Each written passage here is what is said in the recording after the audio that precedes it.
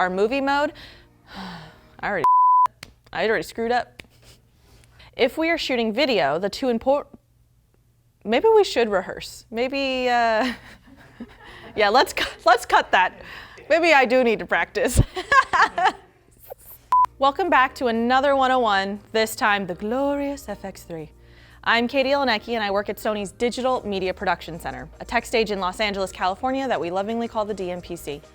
We are going to cover basic setup of your FX3 as if you were prepping your camera for a shoot. We are also going to discuss the most loaded question of all time. How do you match your FX3 and Alpha cameras to Venice? Shooting mode, take 2, marker.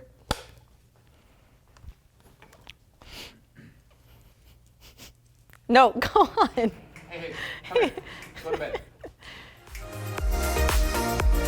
First, let's power up our camera and go straight for the mode button.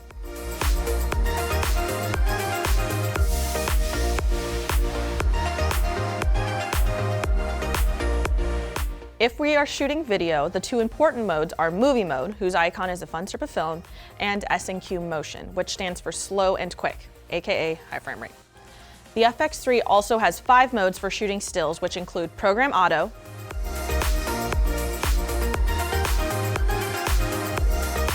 Aperture Priority, Shutter Priority, and Manual Exposure. The last modes are the MR Recall camera modes. This is where you can call up frequently used modes and numerical value settings that have been registered in advance. We are going to focus on movie mode and S&Q motion.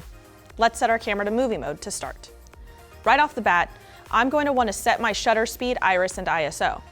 To do this, first we want to go into a special menu that allows certain settings to be adjusted when you are in movie mode. Let's go to the back of the camera. Press Menu, then using the dial scroll as shooting, then shooting mode, then exposure mode, and then choose the exposure mode you would like. Our choices are Program Auto, Aperture Priority, Shutter Priority, and Manual Exposure. In Program Auto, the camera adjusts exposure automatically using the shutter speed and iris. Aperture Priority gives you the power to manually adjust the f-stop while the camera determines the shutter. Shutter Priority gives you the power to adjust the shutter manually while the camera determines the f-stop. Manual Exposure gives you full control to adjust the shutter and iris manually. You can switch between the automatic and manual settings using the assigned custom keys, or change the aperture, shutter speed, and ISO sensitivity values by turning the front and rear dials and the control wheel. To customize your buttons and dials, from the main menu, scroll to Setup, then Operation Customize, and then the Movie Mode custom setting.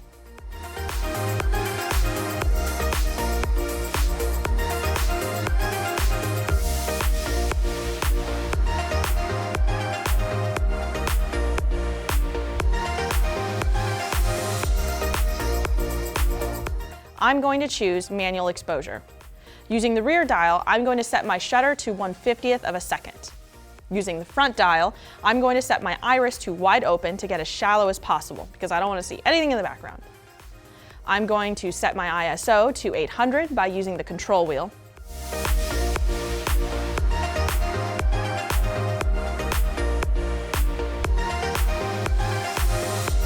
Depending on which picture profile you choose, available ISOs will vary. When in movie mode, available ISOs can range from 40 to 409,600. There are no official native ISOs, but many DPs like shooting at 800 in the lower ISOs or 12,800 in the high ISOs. Color matching, Alpha 1. In regards to matching cameras, I always get the question, what is the difference between S-Log2 and S-Log3? In short, S-Log3 increases dynamic range of the video recording up to 1.5 stops over S-Log2. S-Log2 has benefits for 8-bit recordings because it distributes the data values over a wider range. When color grading scenes with millions of colors that create challenging gradients for an 8-bit delivery like social media, this can help limit visible banding. S-Log3 is industry standard. It is not limited to 8-bit and gives you more room in post to make adjustments to your shadows and your midtones without affecting each other. Let's go to the back of the camera. First, we press Menu, toggle to Exposure Color, then to Color Tone, then to Picture Profile, where we are given 11 choices. Our picture profiles closest to matching Sony Venice include PP8 using the S-Log3 Gamma and the S-Gamut3.Cine color space. PP9 uses the S-Log3 Gamma and the S-Gamut3 color space. And finally, PP11 is S-Cinetone, which everyone keeps talking about, and I go into detail about S-Cinetone in the FX3 101, so be sure to check that out. If we break down these 3 picture profiles, there are 2 parts, the Gamma and the color. The Gamma is the curve or the contrast. This is your S-Log3. The color modes are our S-Gamut3 and our S-Gamut3.Cine. When deciding which color mode to choose, we ask, where are you delivering to? S-Gamut3 is usually used for HDR deliverables and S-Gamut3.Cine is usually used for SDR deliverables. So let's say you're planning on to deliver to Instagram or YouTube. These are usually SDR color spaces. If you're shooting an unboxing video, interview, night exterior, low light, you might want to shoot PP8. S-Log3 S-Gamut3.Cine, so you can easily drop 709 LUTs onto the footage to deliver it quicker. Let's set a scene. We're shooting an interview and delivering to Netflix. We know that we're going to spend some time color grading, and we're not required to deliver in HDR. Our A camera is a Venice, our FX9 is our close-up, and our voyeuristic BTS shot is FX6. The hallway we're shooting in is pretty tight, so we're going to use our FX3 as our profile. We're using a large diffused window light as our key and using a subtle fill. There's a neon light in the background that we cannot dim, and one of the colors looks weird on the monitor compared to what I see in person. Right off the bat, I'm going to double check my Venice settings.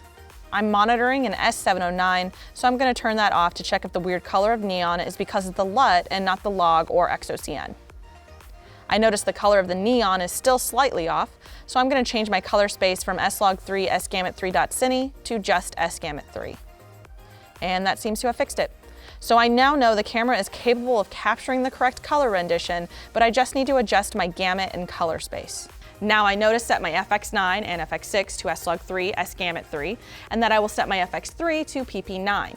If I have time, I want to adjust any tint shift or color shift in my FX3. I do this by hovering over the picture profile and pressing the right side of the control wheel to take me into the index screen. I can select what I want to change by using the top and bottom sides of the control wheel. Once I have the desired value, I press in on the center button.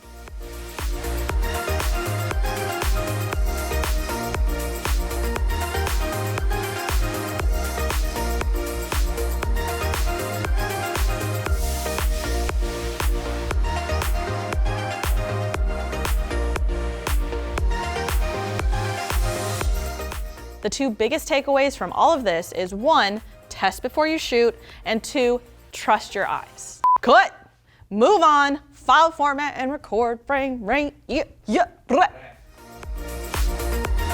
First, let's set our record frame rate or our base frame rate. We do this by pushing Menu, scroll to Shooting, then Image Quality, then Movie Settings, and Record Frame Rate. We are going to choose 24p. In FX3, this is actually 2398. The record setting is heavily dependent upon your final deliverable. With the new CF Express Type A cards, we can get 4K 10-bit recordings in these compact bodies. Let's go to the back of the camera.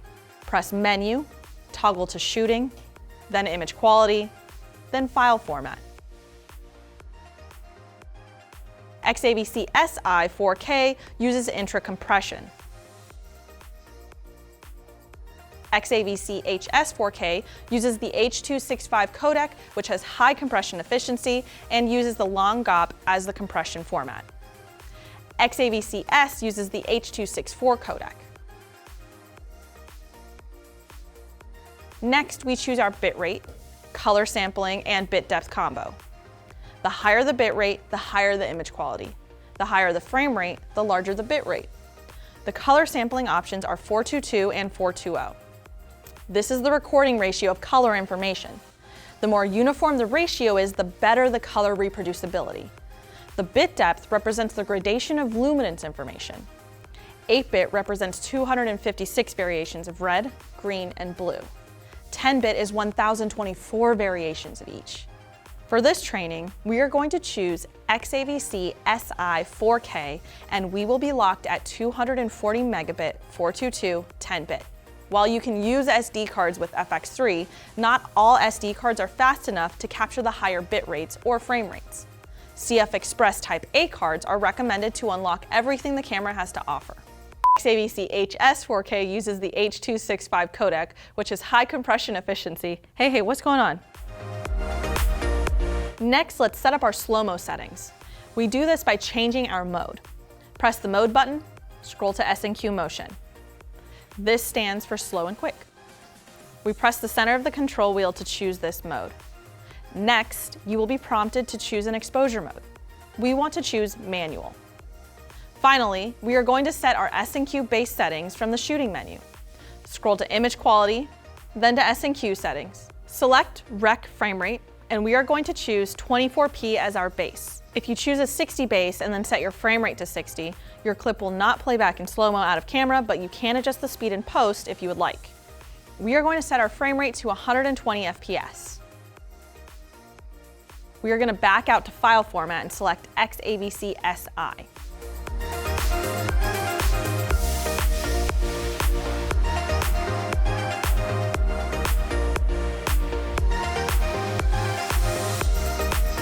To get to 240 FPS, we change our movie mode file format to XAVC SI HD or XAVC SHD. And then we will see 240 FPS as an option in our S&Q frame rate menu. Sometimes with higher frame rates, you want to save some hard drive space or space on your media. To do this, you can choose a more efficient codec.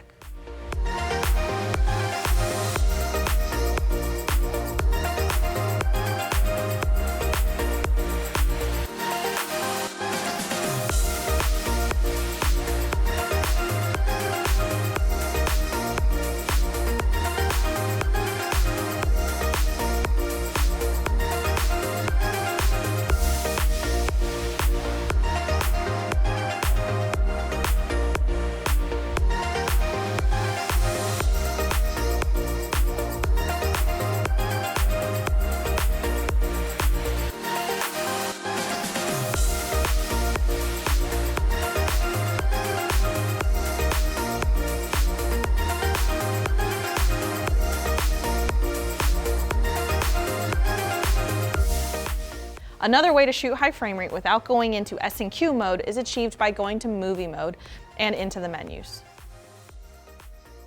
Scroll to shooting, image quality, movie settings, and record frame rate. Because we are in XAVC SI, the highest frame rate available is 60 FPS.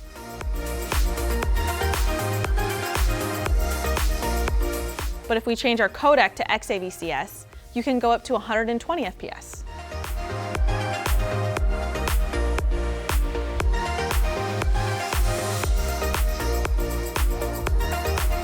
When you record high frame rate in normal record mode, you will have to slow it down in post as opposed to S&Q mode, which will play back in slow-mo. When in S&Q mode, you cannot record audio, but you can capture audio in normal record mode. When you shoot normal recording, it is a higher bit rate and will take up more space on your cards. First,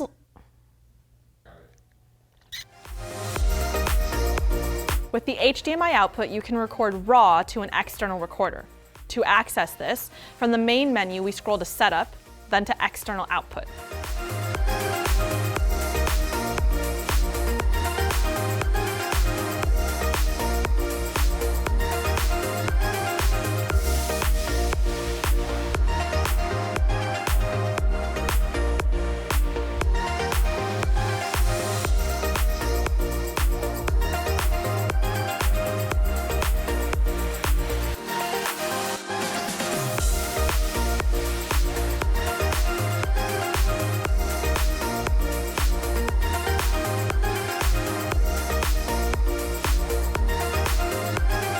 Keep in mind, when you enable the HDMI output, some camera functions will be disabled, like the camera's display or autofocus touch tracking.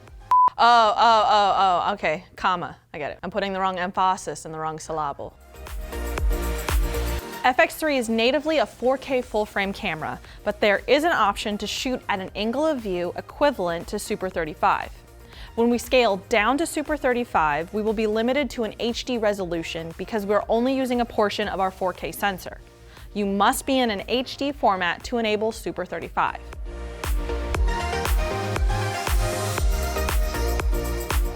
To do this, we go to the menu, Shooting, Image Quality, and APS-C Super 35 Shooting. On switches into Super 35 mode. The angle of view becomes approximately 1.5 times the focal length. Auto automatically sets the capture range according to the lens. Off always captures full frame.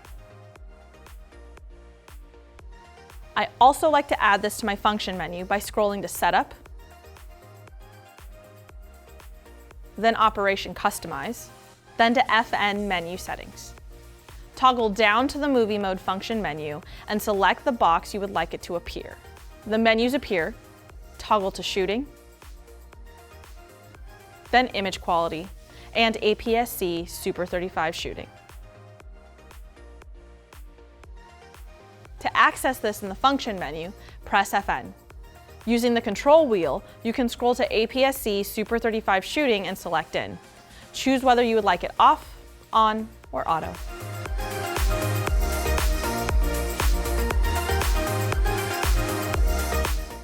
Let's go to the back of the camera. That's what I was gonna fix. Hold on, I gotta fix it while we're still rolling.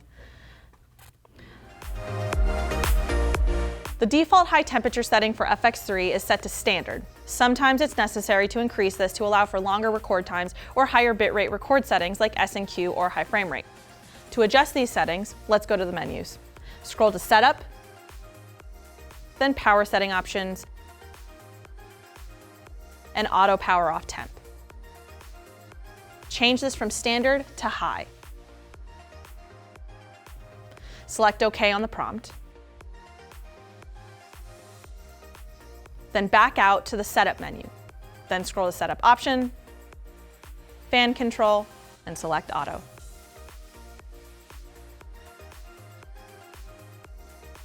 Let's go to the back of the camera. I did it again. I don't know how to say it different. Let's go to the back of the camera. Up, up. Let's go to the back of the camera. I did it again. Can I just make a period there? I'm just gonna do that because I can't say it any other way apparently. FX3, like Sony's other cameras, utilizes hybrid autofocus. I go into depth in the FX9 101, but I want to cover some of FX3's extra settings.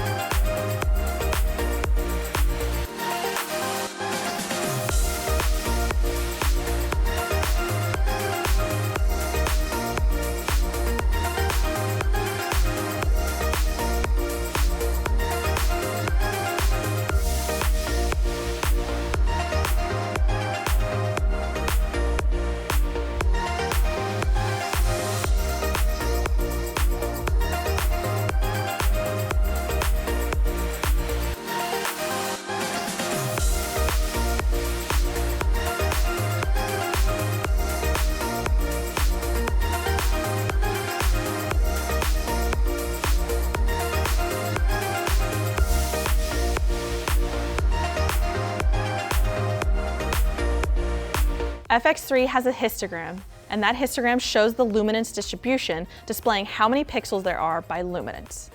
To access this, press the display button repeatedly until it appears.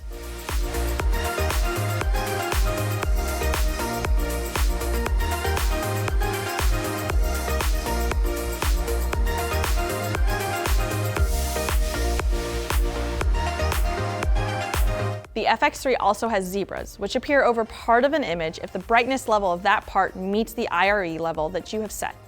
To turn zebras on, press the zebra button on the control wheel. To adjust your zebra settings, we go to the menus, then exposure color. Scroll to zebra display, then zebra level. The presets range from 70 to 100 plus. If you select any of these, zebras will appear on any part of the image that is at this IRE. For reference, the FX9 Zebra 1 is typically used for skin tones and defaults to 70.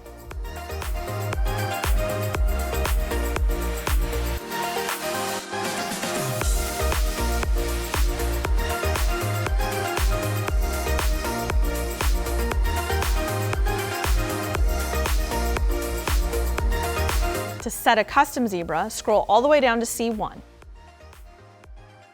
To adjust this, push the right button on the control wheel. You can use the up and down buttons on the control wheel to change each item. Standard Plus range sets the IRE level and the range or the bumper. If you set the range to 5, then any part of the image between 65 and 75 will show zebras if your standard is set to 70.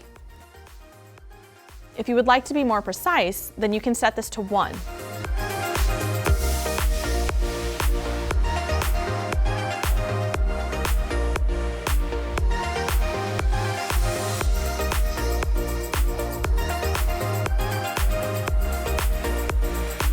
To quickly access zebras, you can do this through your function menu. This will not display on a device connected via HDMI.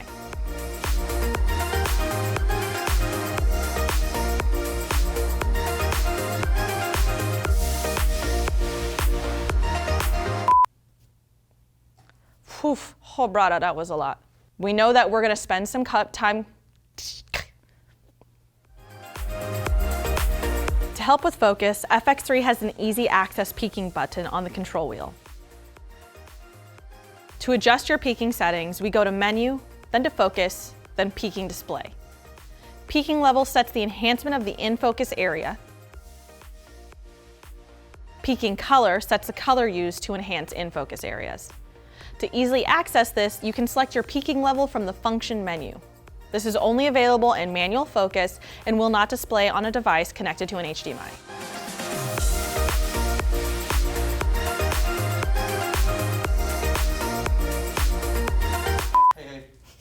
Hey. You're just wasting card space. Come here. Lastly, I want to give you a quick tip about the My Menus. This gives you the ability to add your favorite menus that you access constantly and bring them to the front of the line. For example, I like to add media format to mine. To do this, let's go to My Menu, then My Menu Setting, then Add Item. Now we are going to navigate to the menu item we want to add. To add format, scroll to Shooting, then Media, then Format. Next, you will be prompted to add the item to a particular menu. You can have up to 6 customized menu structures.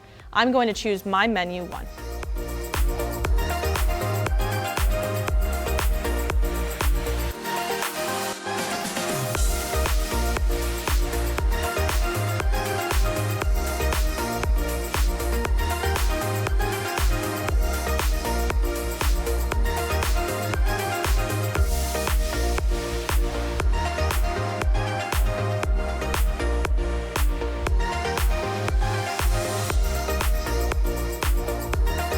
The FX3.